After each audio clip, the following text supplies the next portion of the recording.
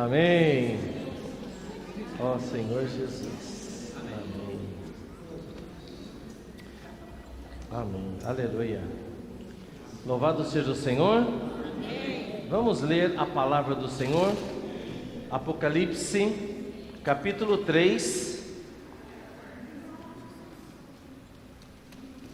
Senhor Jesus. Amém.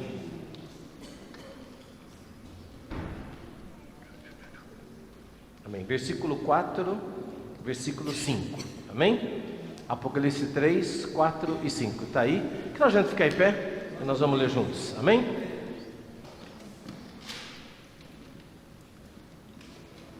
Amém? Vai lá. Mas você tem aí em Sardes umas poucas pessoas que não contaminaram as suas vestes. Elas andarão comigo vestidas de branco, pois são dignas. 5.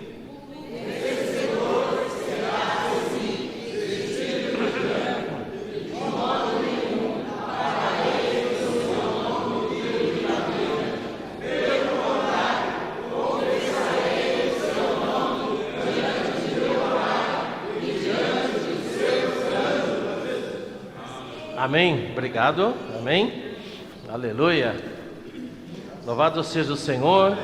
Hoje nós tivemos aqui já no local de reuniões, hoje à tarde a primeira atividade dos adolescentes já aqui no local, né? E os adolescentes sentados aqui na frente hoje, ó que maravilha, amém, é isso aí, ó, eles já vêm antes, já esquentam o espírito, amém? Como disse o irmão Pedro, é graveto que acende fácil o fogo e põe fogo nas toras. Aleluia! Muito bem. E na semana que vem, é isso? Semana que vem, próximo sábado, vai ter a nossa fábrica de vencedores. Então nós vamos poder vir desde manhã aqui, juntos, nós orarmos, assistirmos a live e sairmos pregar o Evangelho. Amém. E os adolescentes então vão ter uma experiência aqui o dia inteiro, casa de adolescentes. É o início, né? É o início humilde, pequeno, né? Mas o Senhor vai abençoar e isso vai se multiplicar, né? Irmão, nós temos visto o Senhor fazer grandes coisas através dos adolescentes. Realmente o futuro, não só o futuro lá no futuro, mas o futuro no sentido de que desde já, no presente, eles estão aqui para mudar a história da igreja. Amém? Então Jesus é o Senhor. Gravetos pondo fogo na tora, hein? Amém? Louvado seja o Senhor. Bom, nós lemos as vestes, ao título de hoje, amém? As vestes. Oh, amém. Você quer estar vestido de, hein? Você quer ser um vencedor? Amém. Quem quer ser vencedor diz amém? Amém. Só que você tem que estar vestido. Amém? Quem quer vestir a veste de vencedor? Amém. Olha aí, o versículo 5 que nós lemos é: o vencedor será assim vestido de branco. Fala para quem está do seu lado agora. O vencedor.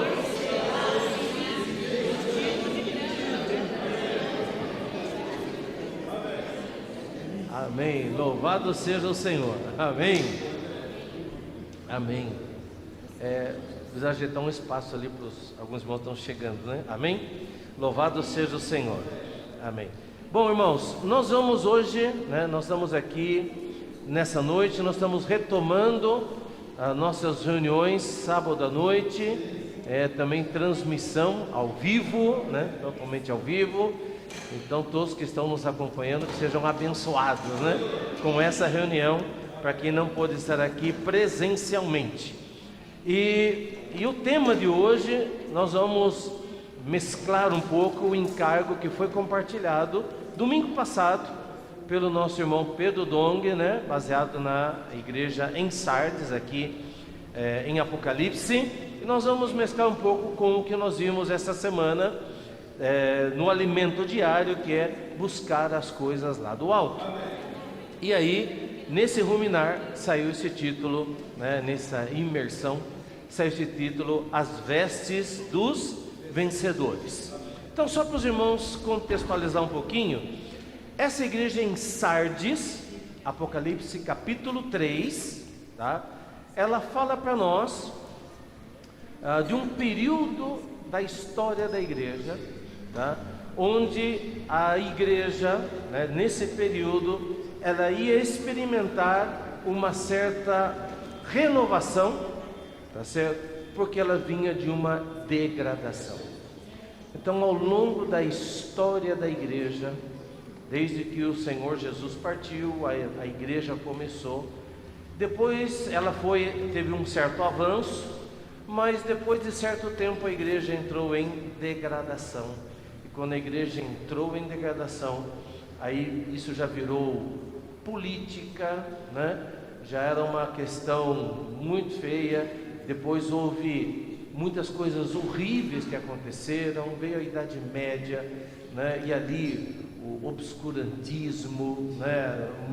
Muitas coisas aconteceram e a igreja foi entrando em degradação, a tal ponto que o líder máximo, né, da igreja, entre aspas, era totalmente um cargo político, havia totalmente relacionado com os poderes desse mundo.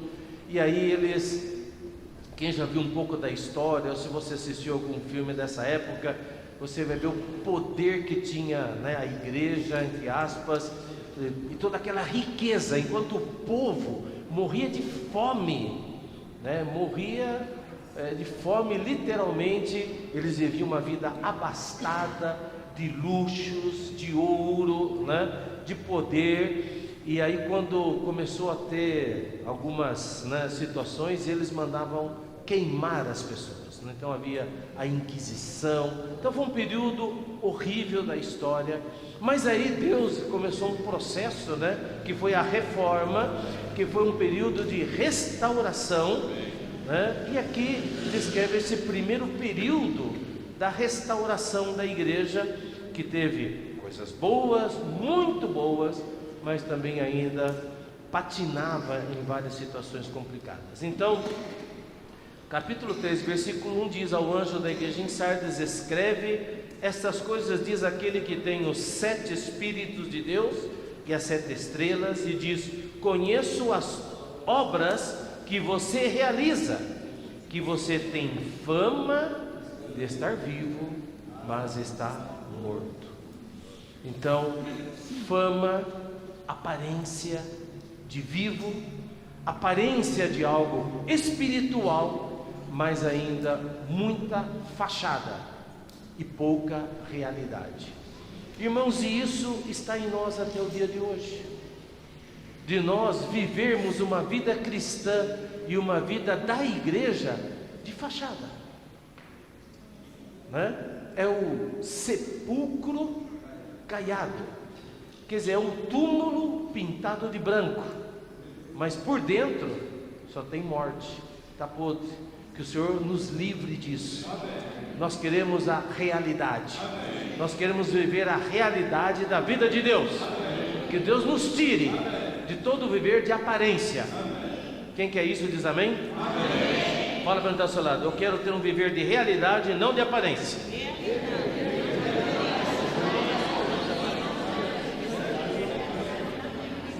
Amém?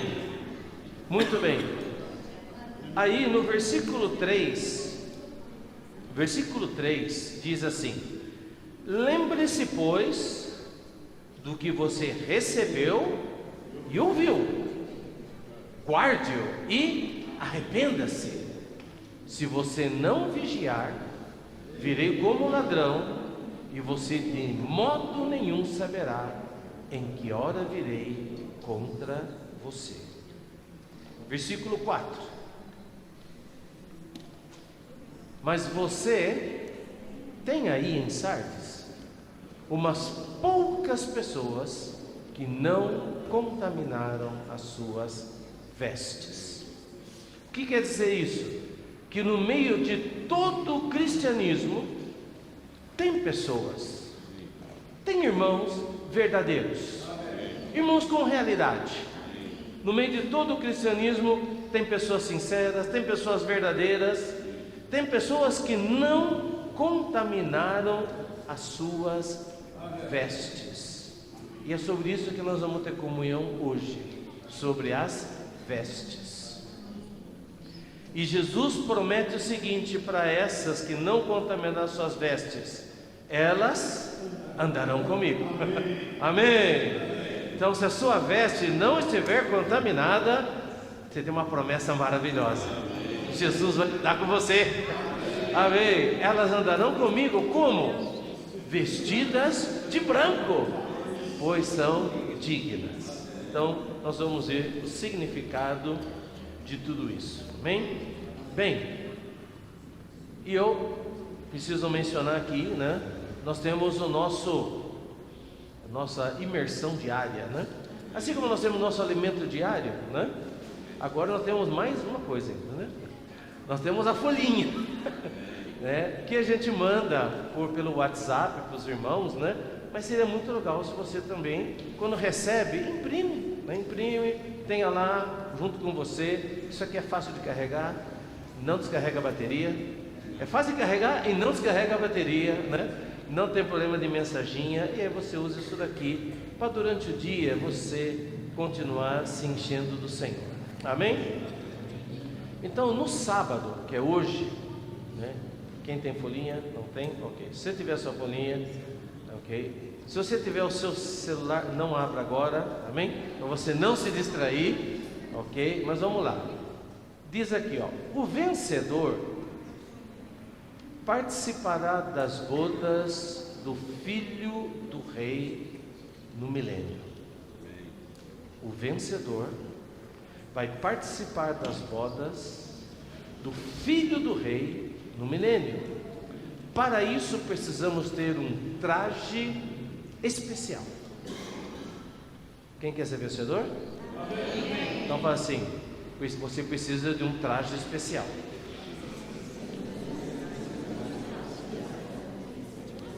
São as vestes brancas. E olha só, aqueles sem essas vestes serão lançados fora da festa. Senhor Jesus, quem quer ser jogado para fora da festa? Misericórdia. Quem quer ficar na festa? Muito bem. Para nós entendermos isso, nós vamos ler Mateus capítulo 22. Então vamos lá, Mateus capítulo 22. Aqui nessa parábola de Mateus capítulo 22, Jesus disse, pode mostrar lá o versículo 1, ok? Diz que o reino dos céus é semelhante a um rei que preparou uma festa de casamento para seu filho. Então aqui, esse rei é Deus, o filho é Jesus, e diz que esse rei preparou uma festa para o seu filho.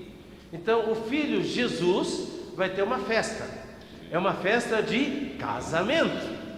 O filho do rei vai casar. E quem é a noiva? A igreja. Nós somos a noiva de Cristo, amém? Muito bem, então o rei vai preparar uma festa de casamento para o seu filho, e ele manda chamar convidados para essa festa. Essa grande festa ele prepara tudo, e aqui representa que Deus preparou essa festa, e ele veio primeiro para o povo judeu, para que o povo judeu recebesse, né, esse convite e fosse a festa das bodas do rei, do filho do rei, que é Jesus. Mas os convidados, versículo 5, não se importaram, e se foram um para o seu campo, outro para o seu negócio, outros agarrando os servos, os maltrataram e mataram. Então esses servos que foram enviados eram os profetas. E esses profetas foram enviados, mas eles não deram bola. Fica ouvindo esse profeta, não, vamos continuar a nossa vida, vamos continuar aqui, nos nossos negócios, no nosso campo, vamos correr atrás das nossas coisas, e vamos ficar dando ouvido a esse profeta não. E aí alguns ficavam tão incomodados que matavam os profetas. Vários profetas foram mortos. E essa é a história do povo de Israel que não recebeu o convite. Então o rei, ele ficou furioso, e enviando as suas tropas, exterminou aqueles assassinos e incendiou a cidade deles. E disse aos seus servos, versículo 8: a festa está pronta, mas os convidados não eram dignos. Vão, pois, para as encruzilhadas dos caminhos e convidem para o banquete todos os que vocês encontrarem. Irmãos, os judeus não quiseram. Aí mandou sair pelo mundo todo, convidando. E esse convite chegou para nós. Chegou para você e para mim. E quando esse convite chegou para você, você disse: amém? Sim, eu creio em Jesus. E é por isso que você está aqui nessa noite. Porque se você não estivesse aqui, quer dizer que você não tinha aceitado o convite. Mas se você está aqui, é porque você recebeu o convite. Agora, olha só, esse convite diz assim, ok. Então, saindo aqueles servos pelas estradas, reuniram todos os que encontraram, maus e bons, e a sala do banquete ficou cheia de convidados. Amém. Louvado seja o Senhor, né? Hoje nós estamos retomando aqui, nós ainda no sábado, bastante irmãos, né, que vieram hoje aqui, né? Amém. Fala para ele do lado, que bom que você veio aqui.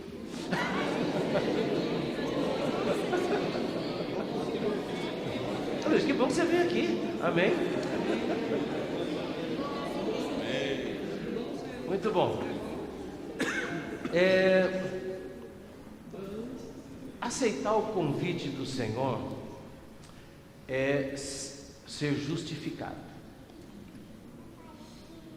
Quando você crê em Jesus, não é nenhum mérito seu. Você não é digno. Você não era o bambambam. Você não era o melhor. Na verdade, Deus escolheu as coisas loucas do mundo. Escolheu as que não são. Na verdade, escolheu os desprezados. Como diz lá, os da caverna de Adulão, né? É pobre, endividado, amargurado de espírito, né? Éramos nós, né? Como aquela outra palavra, nós éramos os coxos, o manco, éramos nós. Irmãos, a nossa justiça própria, a Bíblia diz, é um trapo de imundície. Ninguém pode se justificar diante de Deus. Ninguém aqui é digno, ninguém aqui é santinho. E engraçado é que as pessoas têm essa ideia, esse conceito. Não, eu vou me consertar, né? Quando eu me consertar, aí eu vou para a igreja. Olha só, nós acabamos transmitindo para as pessoas lá fora que aqui é o lugar dos certinhos. Aí para você, não, para mim entrar nesse grupo eu tenho que ser certinho. Mas irmãos, a igreja é um hospital. Amém? Para receber os doentes. Então, irmãos, nós temos que abraçar todas as pessoas.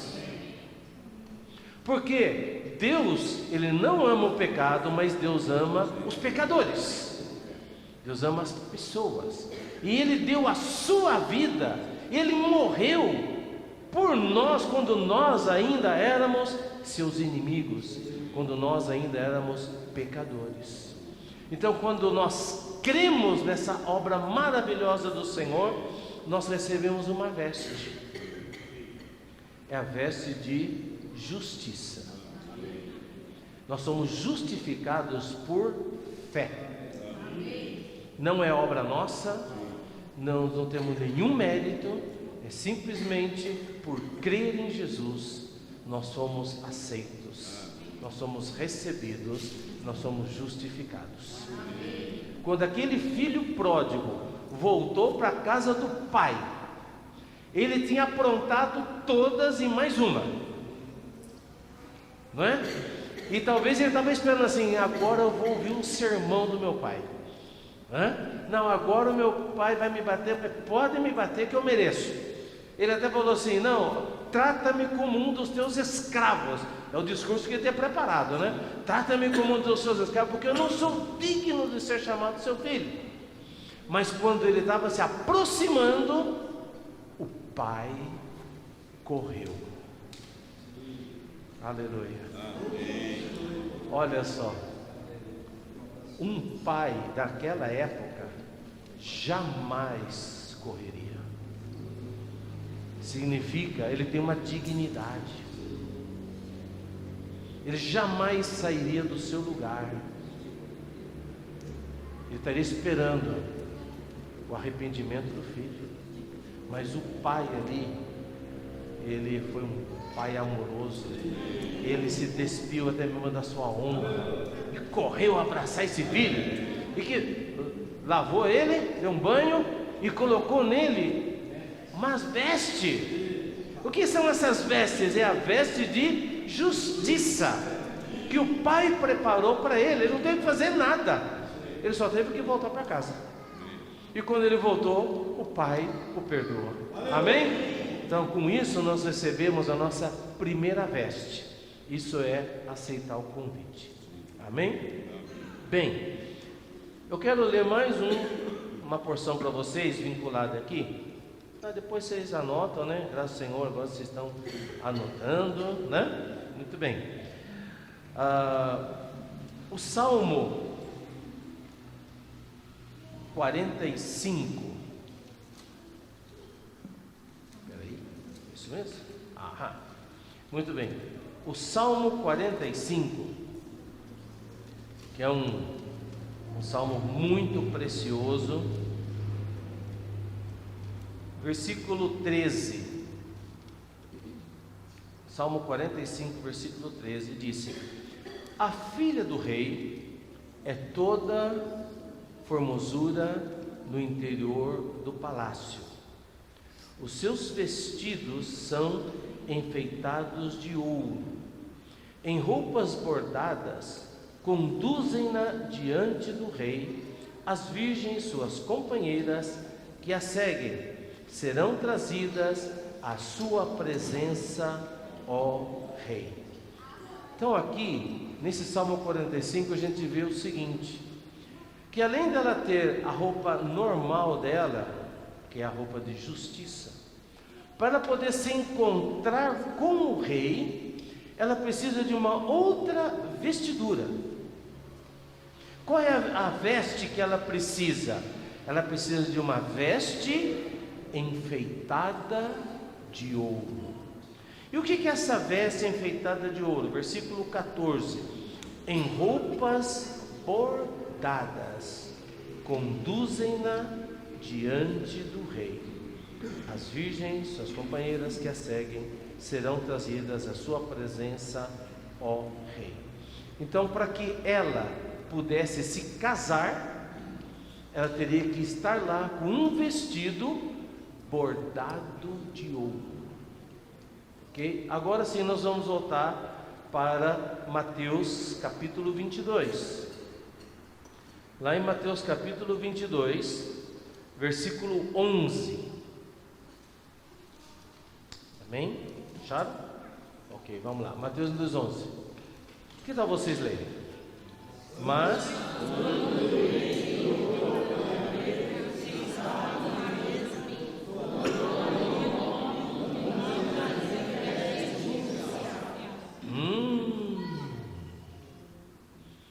Aqui nós temos um problema. Todos foram convidados, né? Os que aceitaram o convite são aqueles que creram em Jesus, tá certo? E foram para a festa. Mas no versículo 11 acontece uma coisa estranha. O rei, ele entra para ver os que estavam à mesa. E ele nota ali um homem que não trazia veste nupcial. Por quê? Assim como lá no Salmo 45, aqui também, para você ir para um casamento, você precisa ter a veste adequada. Você não pode ir de qualquer jeito. E essa segunda veste aqui, né, porque eles tinham uma veste, só que não era a veste adequada, ok? Então, ao ver o rei, que aquela pessoa, tinha uma pessoa ali sem essa vestidura, perguntou-lhe, versículo 12, vamos lá, pode ler. E perguntou-lhe: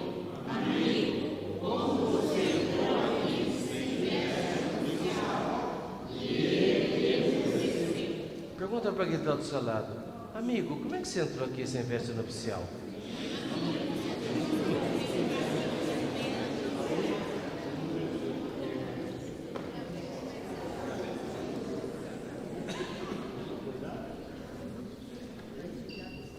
Isso representa o seguinte: todos nós estamos convidados para as bodas. O que é? É o casamento do filho do rei.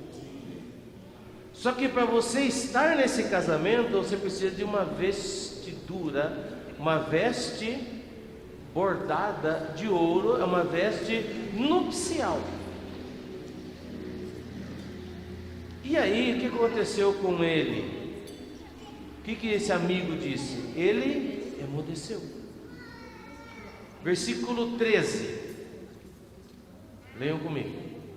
Então ordenou aos serventes: amarrem os pés nas mãos dele e atirem-no para fora nas trevas.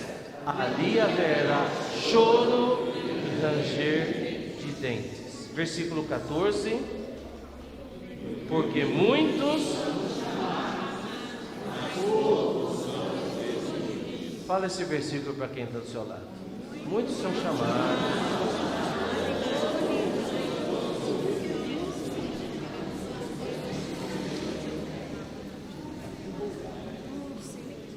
aqui é uma questão muito séria. É uma questão muito séria.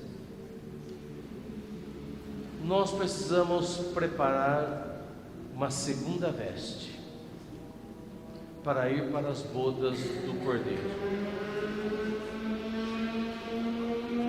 E apesar dessa situação não ser possível você estar lá na festa sem o vestido, mas representa que quando nós formos para o reino, para as bodas do Cordeiro, nós temos que estar com essa veste pronta. E se nós não estivermos com essa veste pronta, diante do tribunal de Cristo, vai ter essa ordem: amarrem os pés e as mãos dele e atirem-no para fora, nas trevas. Ali haverá choro e ranger de dentes. Irmãos, isso quer dizer o seguinte: que para ser salvo, nós não tivemos que fazer nada, somente crer em Jesus. Mas depois que nós cremos em Jesus, nós precisamos bordar uma segunda veste. E os irmãos podem estar perguntando: irmão, que coisa é essa? Que veste é essa? O que quer dizer tudo isso? Né? Então, essa segunda veste são atos de justiça. Vamos ler Apocalipse, capítulo 19. Apocalipse 19. Veja só, versículo 7. Alegremo-nos, vamos ler juntos? Alegremo-nos, exultemos e demos-lhe a glória, porque chegou a hora das bodas do Cordeiro, e a noiva dele. Ó, amém? Então, irmãos, todos nós aqui queremos nos encontrar com o Senhor. Nós queremos participar das bodas. O que quer dizer isso? É reinar com o Senhor, é ganhar o prêmio, receber o galardão. Então aqui está em Apocalipse dizendo que chegou a hora, alegremos, exultemos, temos agora, porque chegou as bodas do Cordeiro. E nós estamos aqui anelando esse dia. E nós estamos aqui lutando para que esse dia chegue logo. E quando que vai ser essas bodas do Cordeiro? A noiva dele já se preparou. Que a noiva é a igreja e nós somos parte da igreja. Amém? Agora o versículo 8. A ela, a noiva, vamos ler juntos? Foi.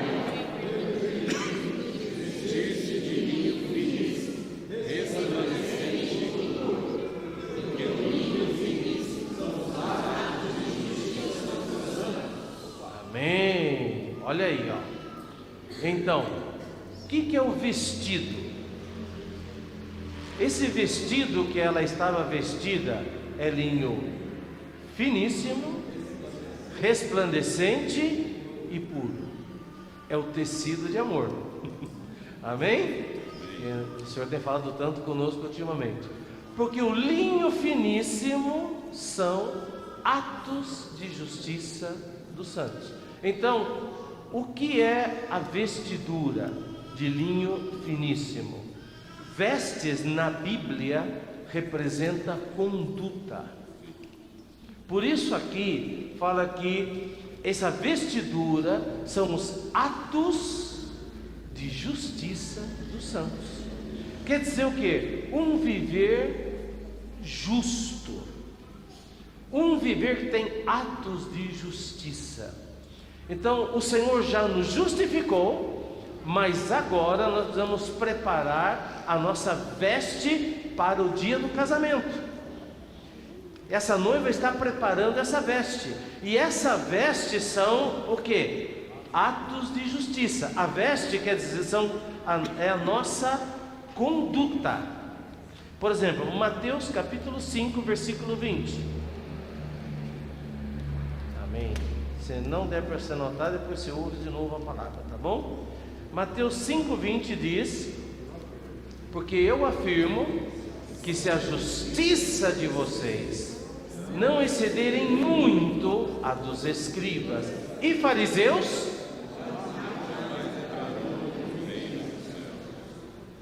jamais entrarão no reino. O que quer dizer? Não vai entrar nas bodas.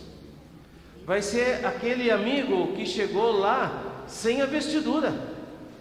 E a hora que chegar lá na porta, o rei vai falar assim: amarra ele e joga para as trevas, porque ele não tem a vestidura. Então Jesus disse: se a nossa justiça não exceder em muito dos escribas e fariseus, quer dizer, se nós não tivermos atos de justiça, nós não vamos entrar no reino. 2 Timóteo 2,12. Perdão, irmãos, que esteja lendo para vocês tantos versículos. Amém? Mas é bom, não é? Amém. Perdão. 2 Timóteo 2,12. Achou? Amém. Vamos lá. Se perseveramos, então,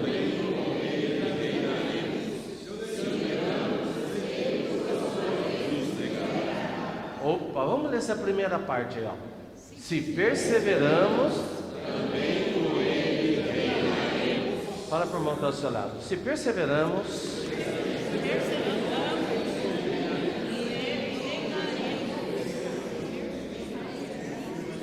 irmãos,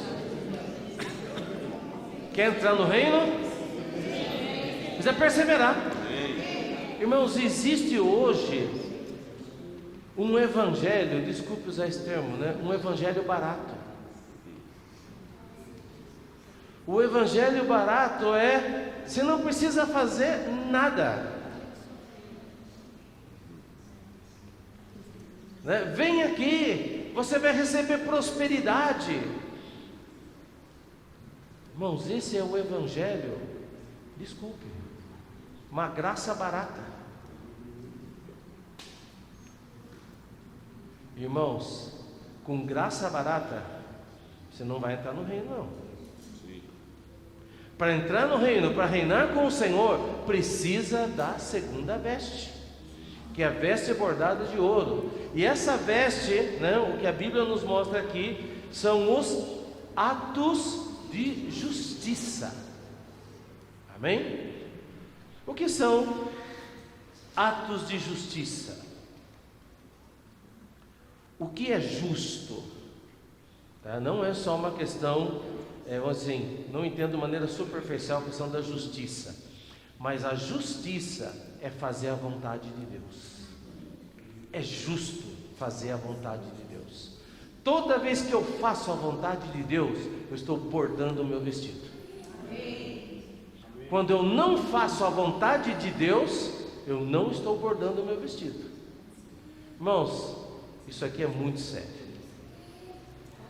E eu espero que vocês hoje recebam essa palavra, que essa palavra seja acolhida no coração de vocês, porque nós queremos, todos nós juntos, naquele dia, com o vestido pronto, e todos sendo vencedores.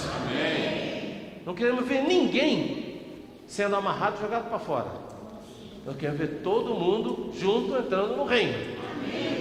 Para isso eu tenho que fazer a vontade de Deus. Quando eu faço a vontade de Deus, isso é uma ação justa. Quando você mente, isso é justo?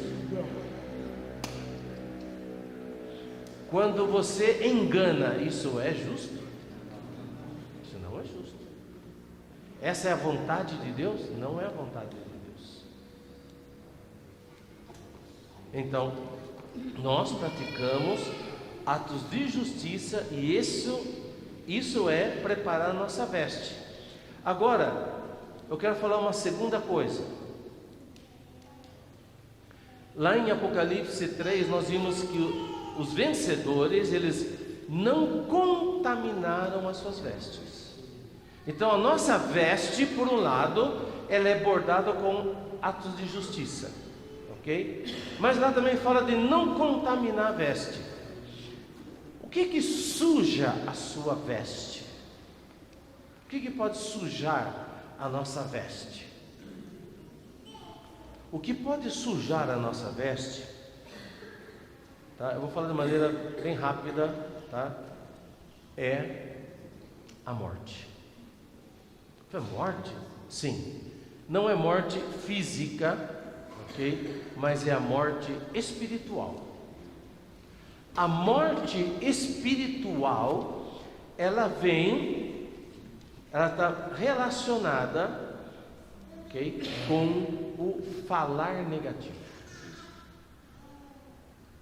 Quando nós temos um espírito crítico, quando nós criticamos, quando nós falamos mal dos irmãos, quando você fala mal da liderança, você está falando mal do mover do Senhor, quando você fala coisas negativas, isso é tocar a morte. E a morte, ela é muito contagiante. Ela contamina mais do que os pecados. Porque quando você peca, ok, você peca, muitos dos pecados é só você. Você peca. Você faz o que não deve. Tá certo? Ou ainda quando você peca, você acaba prejudicando alguém. Você pode prejudicar sua esposa, pode prejudicar um irmão, pode prejudicar uma pessoa, né? Mas assim, quando você peca, você prejudica alguém. Mas a morte, ela é mais contagiante. O falar negativo é uma coisa que nós temos coceira. A gente gosta de ouvir. Outro dia eu estava entregando o dinheiro para uma pessoa, né? E eu falei, é uma irmã da igreja, de outro país. E eu falei, conte, né? Conte. Ela falou, sim, claro, vou contar. Conta na minha frente, né? Eu vou contar o dinheiro. Porque a minha avó já me dizia que duas coisas foram feitas para ser contadas: dinheiro e fofoca.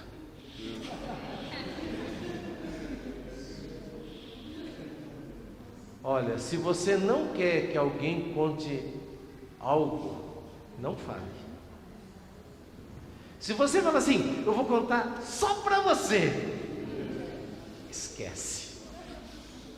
A partir do momento que o negócio saiu da sua boca, você já não é mais dono. Enquanto está com você, você é dono, você é o senhor. Mas o negócio saiu, é incontrolável. Até o seu melhor amigo, melhor amiga, esquece, tá? Contou, já era, tá? Então, e nós temos esse tipo de coceira, tá? Isso é uma coisa que contagia, contamina e nos mata espiritualmente. Quando nós falamos coisas negativas, ou quando você ouve coisas negativas, você, ao receber coisas negativas, você toca na morte. É a morte espiritual. E quando você toca na morte espiritual, a sua veste foi contaminada. E uma vez que ela é contaminada, é difícil você se limpar. Às vezes você não se limpa mais. Ou se você for iluminado e ver a misericórdia de Deus, você pode se limpar, mas vai dar trabalho. A morte espiritual, ela não parece uma coisa tão negativa. E a gente acaba acolhendo ela. E quando você acolhe, né, uma crítica, tá, você também se torna crítico. É como assim, se os seus olhos fossem abertos. É assim, eu era feliz e não sabia. Mas a partir do momento que você sabe, aí perdeu a simplicidade. E você também se torna crítico. Aparentemente isso não faz nada, porque isso não é como você mentir, não é como roubar, não é adultério, sabe? E a gente dá mais valor a esses pecados morais, mas a gente não leva em conta, não dá tanta importância a um falar negativo. Mas o falar negativo é extremamente prejudicial. Deuteronômio capítulo 1. Em Deuteronômio capítulo 1, o povo estava para entrar na boa terra, e aí teve uma ideia muito boa, que foi: vamos enviar espias para conhecer a terra. E quando aqueles espias foram para conhecer a terra, foram ver como a terra era boa, e quando eles voltaram 10 deles com um relatório negativo. Assim, a terra é boa, mas lá tem gigantes, e olha, Deus nos odeia. Deus nos trouxe aqui para nos matar. Nós vamos entrar e os caras lá são gigantes e vão nos comer. Então eles foram negativos e não creram na palavra de Deus, que era para entrar e possuir. Se Deus falou que é para entrar e possuir, é para entrar e possuir. Não tem que ter medo. Deus já tinha feito tantos milagres, eles viram, mas você vê, eles não conheciam os caminhos de Deus. Eles viram os feitos de Deus, mas não conheceram os caminhos de Deus, tá? Então, Deus disse assim: então tá bom, todos vocês que não creem, volta para o Egito. Eu não vou deixar ninguém de vocês entrar na boa terra. Ó, chegou na porta do reino e foi para fora, igual lá Mateus 22. E nem tenta entrar, porque vocês vão morrer. Mas os filhos de vocês, que vocês estão dizendo, eles vão matar os nossos filhos, esses vão entrar. Os adolescentes vão entrar. Amém. Que a gente fala assim, esses adolescentes aqui, Jesus, dá muito trabalho, né? Não, é esses adolescentes. Eles agora estão sendo simples, né? E eles vão entrar no reino. Amém. Então você quer entrar no reino? Tem que se tornar igual eles, na simplicidade. Amém? E entrar. Mas veja só ler o capítulo 1, versículo 27. Aqui, ó, versículo 26 primeiro, 26. Leiam comigo o que Deus falou para o povo dele lá, quando estava para entrar na boa terra. Porém,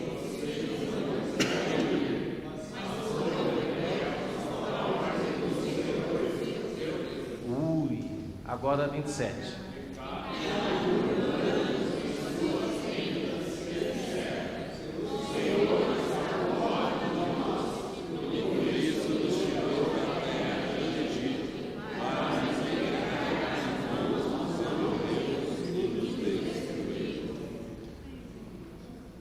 É exatamente o que falamos. Agora, vocês notaram uma coisa aqui, ó? Onde que eles ficaram murmurando? Olha lá, ó. Ficaram murmurando onde? O que é a tenda? A casa. Irmãos, a fofoca começa em casa.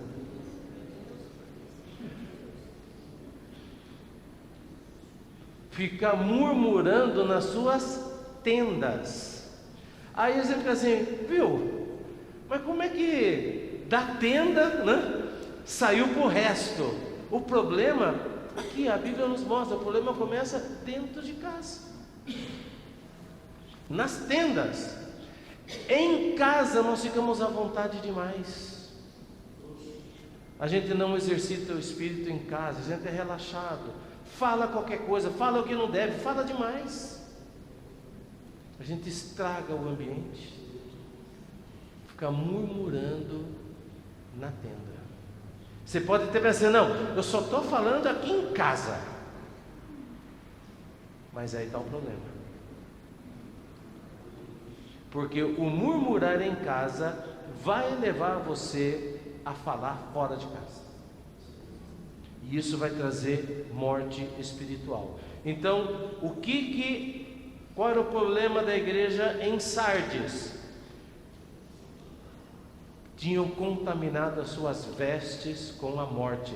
Vocês notam que lá no primeiro versículo falou assim: você tem nome de que vive, mas está morto.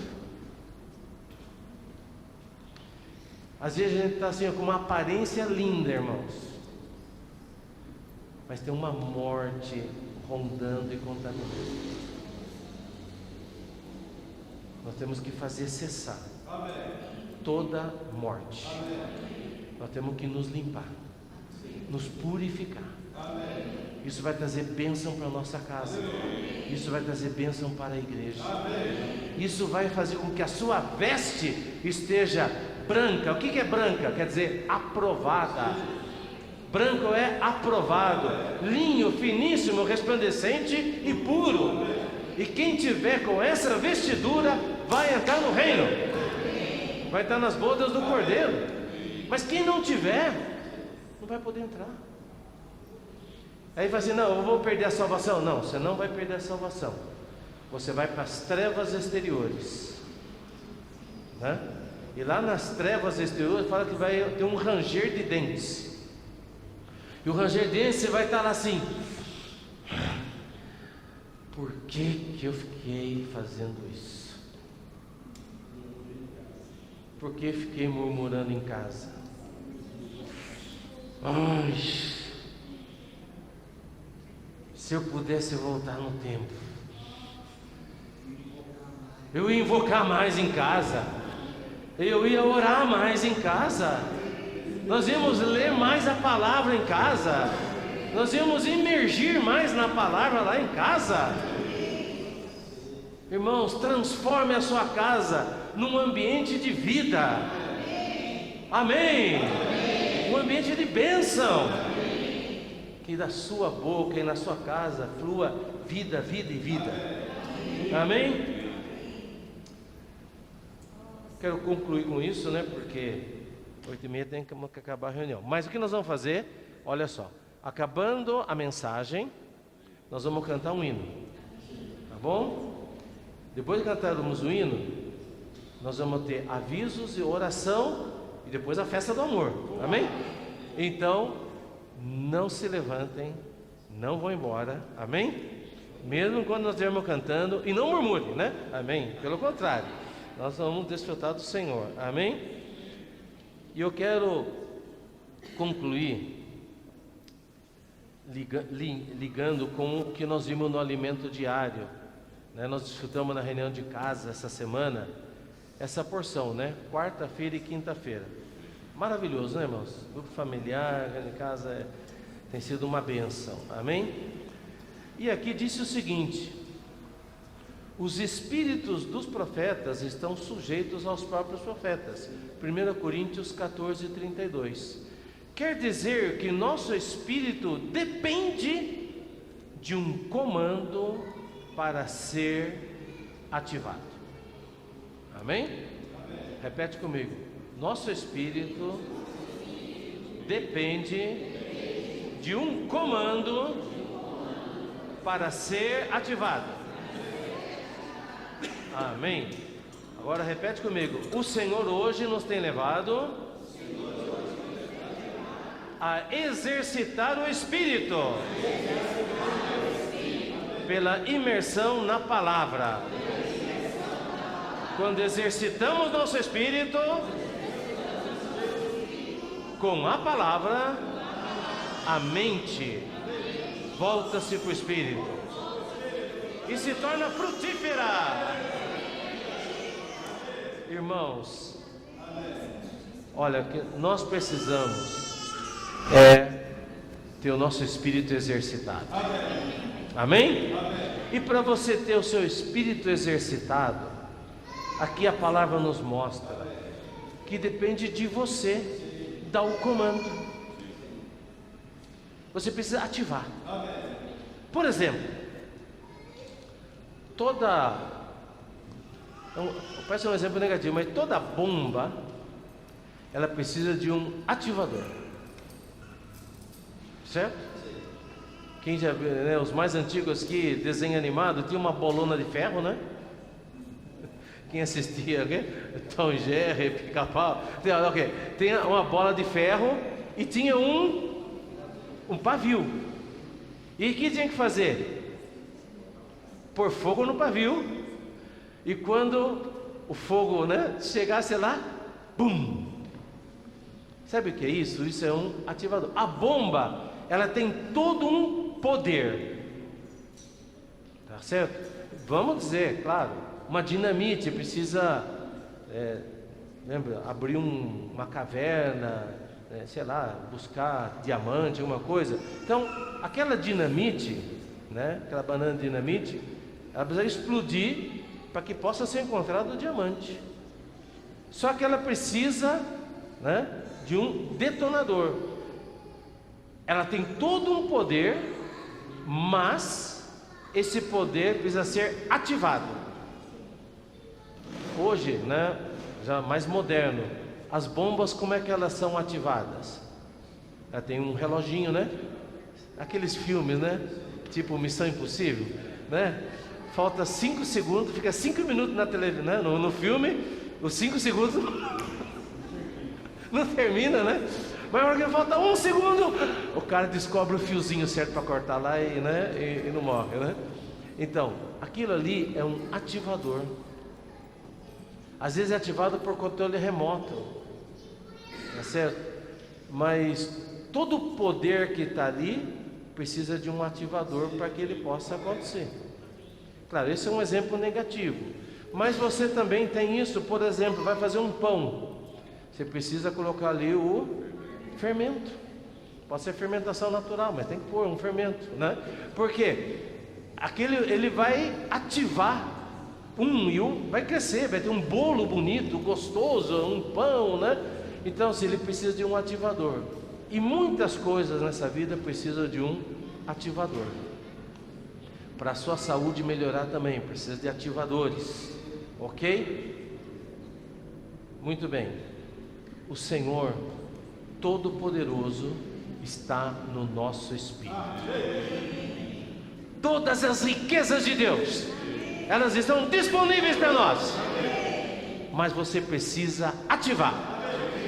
Você precisa abrir a torneira. Você precisa ligar na tomada. A sua geladeira pode ser ótima, maravilhosa. Agora tem geladeira que fala, né? É digital, né? É uma maravilha, né? Tá certo? Programa até assim, vai ser até listinha de compra já. Precisa comprar mais franguinho e tal, né? Ó, você pode ter uma geladeira maravilhosa, né? Robótica. Só que se não tiver ligada na tomada, nada disso vai acontecer. Irmãos, todas as riquezas de Deus, da outra dimensão, estão disponíveis para nós. Mas você precisa ativar. Amém? Fala para quem está ao seu lado. Todas as riquezas de Deus estão disponíveis, mas você precisa ativar.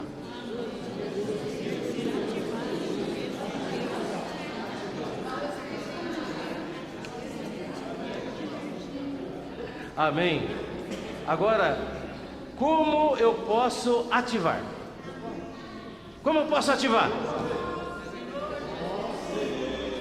Olha só, o mais simples e básico, comece invocando o nome do Senhor. Nós cantamos um hino hoje. Se você quer...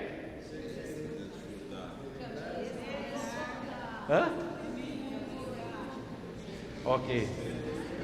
Não espere ficar bem, o socorro Ele tem. Amém? Olha lá, não importa a razão ou ainda a condição, nesse nome você tem libertação. Fala para quem está do seu lado. Nesse nome você tem libertação. Não espere ficar bem, o socorro Ele tem. Se chamar por esse nome, Ele vem. Só que você precisa chamar. Senhor Jesus. Vamos chamar, irmão. Oh, Senhor Jesus. Oh, Senhor Jesus. Oh, Senhor Jesus. Então você chama, Ele vem. Vem. Esse é básico, invocar o nome do Senhor. Segunda coisa, irmãos, palavra. Amém? Imergir na palavra. Você proclamar a palavra, falar uns aos outros a palavra. Quando você faz isso, você está ativando. E a sua vida vai mudar. Na sua casa vai mudar. Tudo começa a mudar.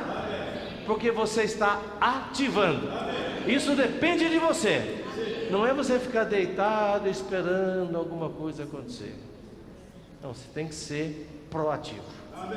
Exercita o teu espírito, busca na palavra, emerge na palavra. Amém? E as coisas vão mudar. Amém?